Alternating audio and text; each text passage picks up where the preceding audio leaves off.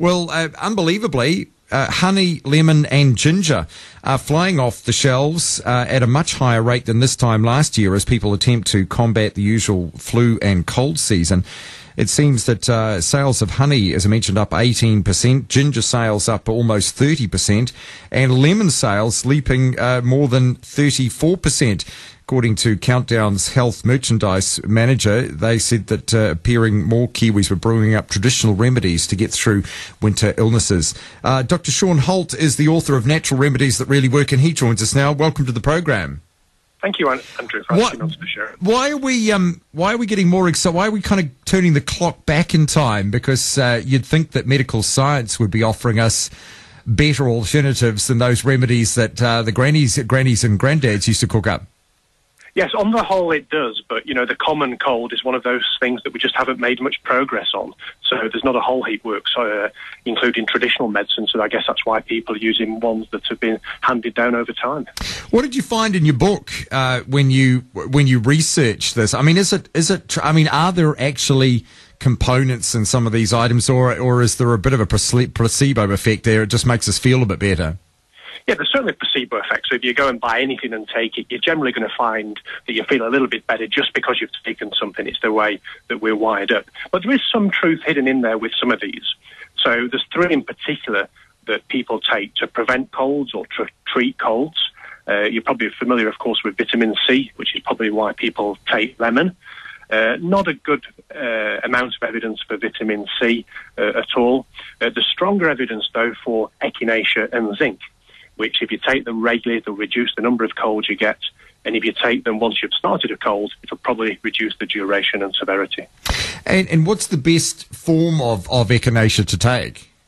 Well, you can take it in all sorts of forms, capsules or teas. The problem with echinacea is that it tastes horrible. And so not many people can actually stomach to take it. So that's the problem. The other problem with echinacea is that some people with asthma can have quite a severe reaction. So for those reasons, I think that zinc is a better choice. It's safe, it doesn't taste bad, and again, a variety of formats. The most common and most useful, I think, being zinc lozenges, which you can get from your pharmacy. So when we look at, there's a huge range, as you know, when you go into the pharmacy or the supermarket and look at, all the products that are available to take for colds and flus. So what are they essentially selling there within those ingredients? Well, of course, you've got the traditional things, your Lemsip or paracetamol, and they, may reduce some of your symptoms, that's fine. The worry, of course, is that a number of these products all contain paracetamol, and you may not know it. So you may have something, say, Lemsip, and you may not know it contains paracetamol, but then you might have some paracetamol as well. And we do have quite a few cases of people accidentally overdosing. So that's the thing you need to take care of with traditional ones. And then on the complementary side, as we've said, zinc, echinacea, and vitamin C are good.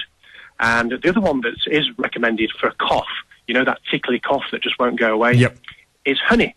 Straight old honey. You don't need any special Manuka factor or expensive honey. Any old honey you have, a couple of teaspoons of that soothes the lining of the throat, and it's actually been compared to cough linctuses and has been found to be better.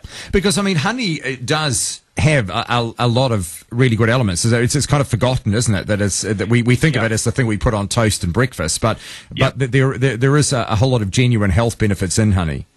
There is. It's one of my major research interests. I think it's got massive applications in terms of applying to the skin because it's anti-inflammatory and gets rid of bacteria. When you have it orally, there's not so many uses, but the main one is, for preventing that tickly cough.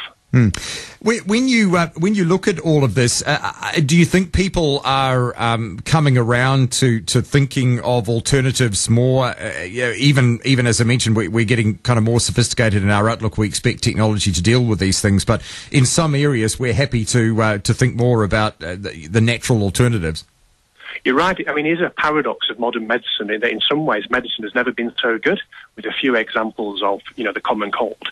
But regardless, the use of complementary and natural therapies is increasing rapidly, such for even serious conditions like cancer and depression, just about most people will think of, if not use, complementary therapies. So it is an important topic. Doctors and other health professionals don't have too much training on it. And also it's very hard to know what the truth is because there isn't a lot of research on some of these. So it is an interesting area, and regardless of what the health profession think, people are using these things. So we've talked about honey and echinacea and so forth. What other natural remedies are there that aside from perhaps colds and flus that are relevant for people within their day-to-day lives? Oh, look, I mean, I could talk all day about the different ones. There are thousands of complementary therapies, and it's been estimated that only around 5% have good evidence that they're effective. So that doesn't sound like a lot, but when you think, 5% of hundreds of therapies actually means there's several dozen that are useful. The other thing I saw in the report today was that sales of ginger are very high, which is a bit surprising because, there's not much evidence for ginger and reducing cold symptoms. However, ginger is one of my favourite recommendations for nausea and vomiting. I mean, you'll know that's an old wives' tale, that for seasickness and for nausea, people take it. But it's actually been tested in some really robust clinical studies, and it's probably as potent as some of the strongest anti-nausea drugs that we have. Oh, that's amazing, isn't it? And that's just purely because of some of the elements within ginger that it just kind of works the magic that's necessary to deal with nausea, for instance. That's right. The chemicals in there are actually called gingerols. And not only that, we know the exact dose to use now. And the exact dose to use is half a gram. Half a gram of ginger is excellent for nausea and vomiting, even for people with, say, the most severe vomiting from chemotherapy. Should you grate it or have it in the chewing form? Again, so many varieties for ginger, and that's the problem because people have ginger biscuits and ginger ale. You don't know how much you're getting. So what you need is half a gram of ground ginger in whatever form you can take that.